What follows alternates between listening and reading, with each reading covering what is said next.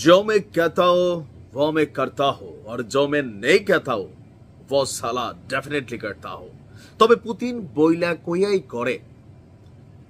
দর্শক, Russia Ukraine যুদ্ধে প্রথমবারের মতন পশ্চিমা শক্তিদের বিরুদ্ধে বড় ধামাকা দেখিয়েছে রাশিয়া।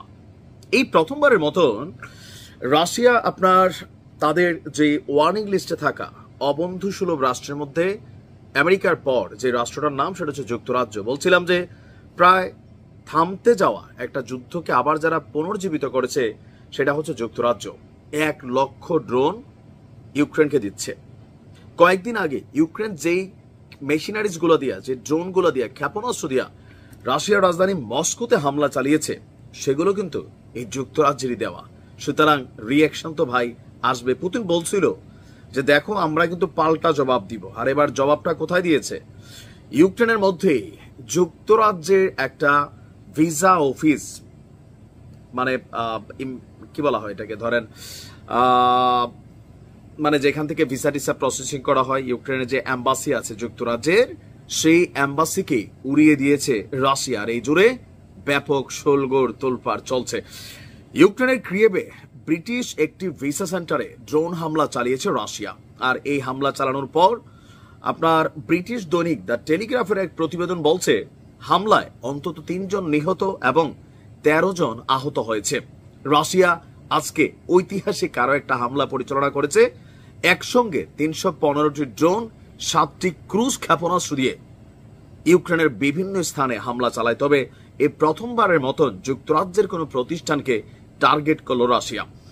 স্থানীয়দের বরাত দিয়ে বলা হয়েছে যে আপনার 2টা থেকে 4টা পর্যন্ত এই ড্রোনগুলো একের পর এক আঘাত হানে। এরপরে শুরু হয় ভারী গুলিবর্ষণ এবং বিস্ফোরণ।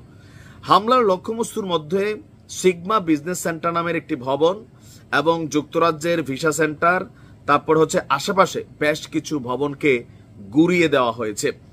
এছাড়া এই হামলায় 11 শতকের ঐতিহাসিক সেন্ট সোফিয়া ক্যাথেড্রালের কিছু অংশ ক্ষতিগ্রস্ত হয়েছে। কিয়েভের বাইরে দক্ষিণ ইউক্রেনের সমুদ্র বন্দর ওদেসা শহরেও হাসপাতাল, আবাসিক ভবনেও ব্যাপক হামলা হয়েছে। এতেও নিহত আহতের সংখ্যা ডাবল ডিজিটে আছে। রাশিয়া ইচ্ছাকৃতভাবে এই ভিসা সেন্টার লক্ষ্য করে হামলা চালিয়েছে কিনা তা নিশ্চিত হওয়া যায়নি। তবে সম্প্রতি মস্কোয় নিযুক্ত ব্রিটিশ রাষ্ট্রদূত আন্দ্রেই ক্যালিন তিনি অভিযোগ করছিলেন যুক্তরাজ্য ইউক্রেনকে অত্যাধুনিক প্রযুক্তির ড্রোন দিয়েছে, আর এই প্রযুক্তি ব্যবহার করে ইউক্রেন স্পাইডার্স ওয়েব মানে রাশিয়ার যে যুদ্ধ বিমানগুলোতে অভিযান চালানো হয় সেই অভিযান চালিয়েছে। ওই অভিযানে রাশিয়ার যুদ্ধ বিমানগুলো ধ্বংস হয়েছে। ইউক্রেন প্রেসিডেন্ট জেলেনস্কি এই মুহূর্তে বলছেন যে পুতিনকে থামাতে হবে, কারণ এটা একটা সন্ত্রাসী হামলা আর পশ্চিমাদের উপর পুতিনের খুল্লাম খুল্লা অ্যাকশন। রাশিয়া কি বলছে?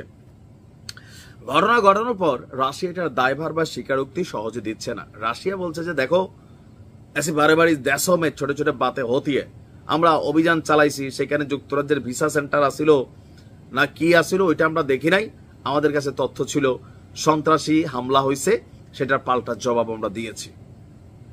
এখন এই ঘটনার পর তাৎক্ষণিকভাবে আপনার যুক্তরাজ্য থেকে প্রতিক্রিয়া এসেছে যে রাশিয়ার এই হামলা এটা একটা অনুচিত হামলা এবং পশ্চিমাদের বিরুদ্ধে পুতিন পরোক্ষভাবে যুদ্ধ ছড়িয়ে দিতে চাচ্ছে।